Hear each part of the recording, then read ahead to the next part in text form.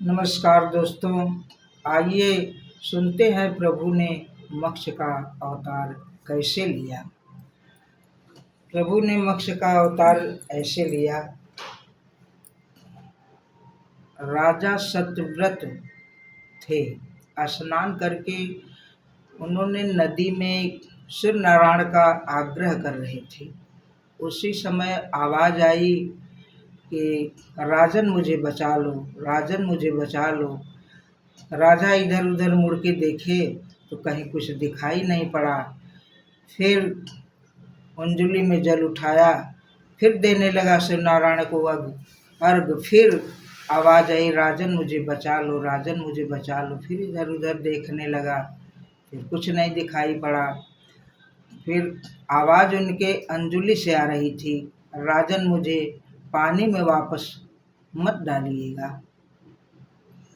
राजन देखे तो उनके अंजुलि में एक छोटी सी मछली थी। तो राजन फिर बोले कि चलो ठीक है, मैं अपने राजमहल में ले चलता हूँ, वहाँ रहने के लिए आपको बहुत बड़ा जगह है।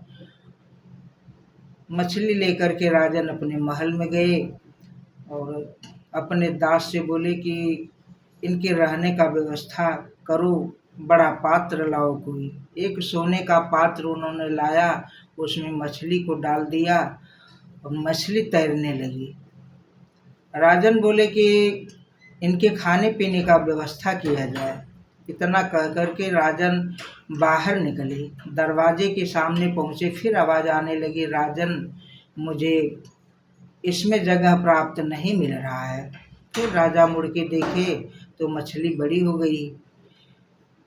फिर दूसरा पात्र ला करके उसमें डाला गया। डाल के फिर राजन दरवाजे की तरफ गए तो फिर आवाज़ आई, राजन मुझे इसमें पर्याप्त जगह नहीं मिल रही है। फिर तीसरा कोई बर्तन बड़ा लाया गया, उसमें डाल दिए। फिर मछली बढ़ी।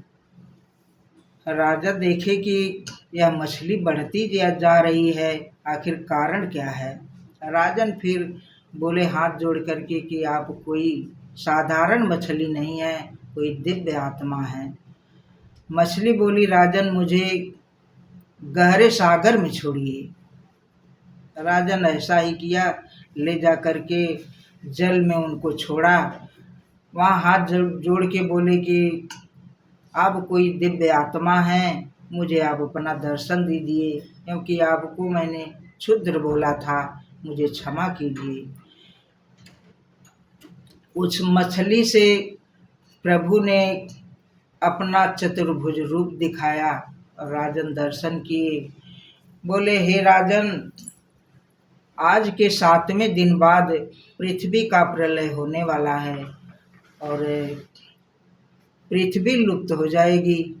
आप सप्त ऋषियों के साथ एक नौका मिलेगी, जो विस्फोट होगा तो उसमें एक नौका दिखाई पड़ेगी। उसी नौका में आप सप्त ऋषियों के साथ बैठना और वासुकी नाग के सहारे से आपको किनारे लिया जाएगा। ठीक 7वें दिन विस्फोट हुआ और पृथ्वी उथल पुथल हो गई। वही नौका दिखाई पड़ा। राजन फिर अपन जा कर के नौका में बैठ गए। सप्त ऋषियों के साथ नौका डगमगाने लगा। वासुकी नाग के रस्सी द्वारा खींच करके किनारे पर कर दिया गया। प्रभु ने फिर बोला कि आप जा कर के किसी शिखर पर्वत पर प्रभु के नाम का चर्चा करना। राजन ऐसा ही किया। सप्त ऋषियों के साथ जाकर के शिखर पर बैठ के प्रभु का स्मरण करने लगा, उनका चर्चा करने लगा। फिर प्रभु के आज्ञा अनुसार उसने तपस्या करते करते बहुत दिन बीत गए। फिर पृथ्वी का संचालन हुआ। वहाँ वही सत्यव्रत राजा मनु के रूप में जन्म लिया। उनका शादी हुआ। उनके स्त्री का नाम शतरूपा था। दोनों जन तपस्या करने लगे। तपस्या करते करते त्रेता युग में तो सतयुग में आप लोग जानते हैं कि तपस्या करते करते लोग एकदम हड्डी हो जाते थे। प्रभु अवसर पा कर के उन लोग के पास आए, बोले कि आप लोग की तपस्या पूर्ण हो गई है, बोलिए क्या वर चाहिए। मनु बोले, प्रभु मुझे आपका दर्शन ही काफ़ी है। शत्रुपा से बोले, आपको क्या चाहिए। उसने बोला, प्रभु आप अंतर्यामी हैं, आप तो खुद ही जानते हैं, मैं क्या बताऊं। प्रभु कहे, नहीं फिर भी प्रत्यक्ष कहो। शत्रुपा बोली, मुझे आपके जैसा पुत्र चाहिए। प्रभु बोले, तथास्तु। ऐसा कह करके उसने चल दिए और बोले, ठीक है, आप अयोध्या में दशरथ नाम कौशल्या के नाम से प्रसिद्ध होंगे और अपने रूप में मैं खुद आपके घर आऊँगा। आपके अपने जैसा मैंने पुत्र कहाँ खोजूं, मैं खुद आऊँगा।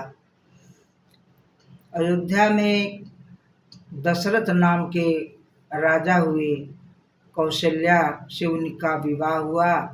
प्रभु वहीं अवतार लिए, फिर से पृथ्वी का संचालन हुआ, वहीं से सृष्टि का रचना हुआ। धन्यवाद दोस्तों। मेरी वीडियो कैसी लगी, अच्छी लगी हो तो कमेंट ज़रूर कीजिएगा। यह कलयुग है, हम लोग उतना तो कर नहीं पाएंगे, केवल प्रभु का नाम ही आधार है। बाय बाय, फिर मिलते हैं अगले वीडियो के साथ।